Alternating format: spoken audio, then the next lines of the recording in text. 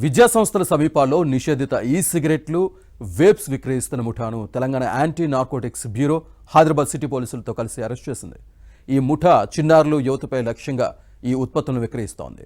సాదిక్ లలాని, అనిల్ లలాని అనే సోదరులు నాంపల్లి ప్రాంతంలో నివసిస్తూ ఎస్ఐడి అనే వాట్సాప్ గ్రూప్ ద్వారా 500 మందికి పైగా సభ్యులకు ఈ ఉత్పత్తులను ఆన్లైన్లో ప్రమోట్ చేసి విక్రయించేవారు. వాట్సాప్ గ్రూప్ ద్వారా కొత్త స్టాక్ వచ్చినప్పుడల్లా ప్రకటనలు పెట్టేవారు.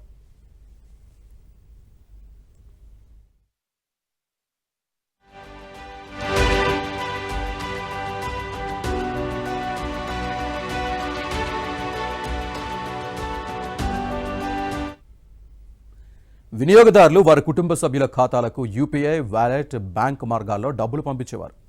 ఈ ముఠాకు న్యూఢిల్లీలోని అమిత్, ముంబైకి చెందిన వసీం అనే వ్యక్తులు సరఫరాదారులుగా పనిచేస్తున్నారు.